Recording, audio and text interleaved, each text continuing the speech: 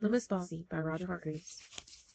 On Monday, little Miss Bossy went for a walk. She met Mr. Nosey. "Where are you going?" he asked. "Mind your own business," she retorted. On Tuesday, she met Mr. Noisy. He was singing, noisily, of course. "Shut," she told him.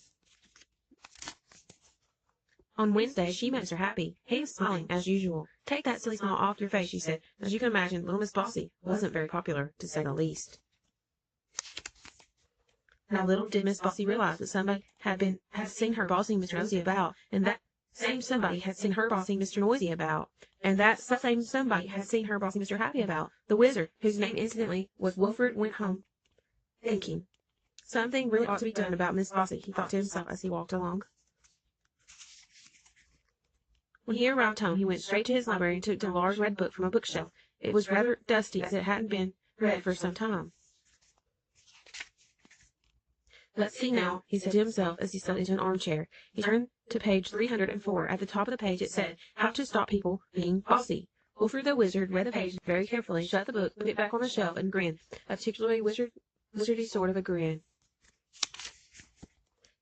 The day after, which was Thursday, little Miss Bossy met somebody who was fast asleep, as usual, Mr. Lazy. "Wake up," she said bossily, and prodded him in the tummy.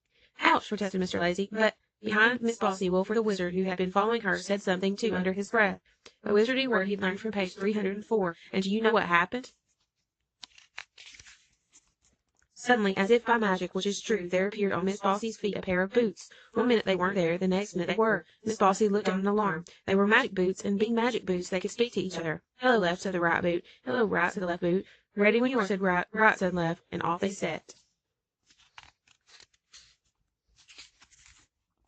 Left, right, left, right, left, right, left, right. Faster and faster, marching poor little Miss Bossy along. Little Miss Bossy couldn't do a thing about it. Mr. Lazy was much amused. "Well done, Wilfred," he chuckled. Wilfred winked a wizardy wink. Those boots marched little Miss Bossy for 5 miles. She was exhausted. "Ready, left," said the right boot. "Ready," replied left. "Attend," said right. "Shun," said left, and they came to a halt. Little Miss Bossy was quite out of breath. She tried to take off her boots, but it was impossible. Along came Wilfred. "Those," said Wilfred, pointing to the boots, "are only for people who are too bossy." "Make them go away at once," cried Miss Bossy, stamping her foot. Well, at least she tried to stamp her foot, but the boot wouldn't. "We're out of stamps," chuckled right. Left giggled. "You will do as I say," shouted Miss Bossy. "Ready when you are," said right. "Right away," replied left. "Quick, march!" And off they set again, left, right, for 10 miles, and then they stopped again, and along came Wilfred. "Make these stupid boots go away," shouted Miss Bossy. "Only if you say the magic word," replied Wilfred. Miss Bossy thought and thought and thought again. "Please," she said. "That's better," smiled Wilfred. And he said the wizardy word again, under his breath, from page 304. The boots disappeared as if by magic. "Now then," said Wilfred, sternly, wagging his finger, "stop being bossy, or you know what will happen." Miss Bossy nodded miserably. "Very well," smiled Wilfred, and went on.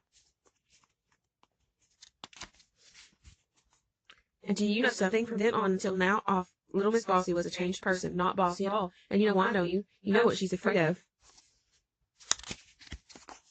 Bossy boots. All done. The end.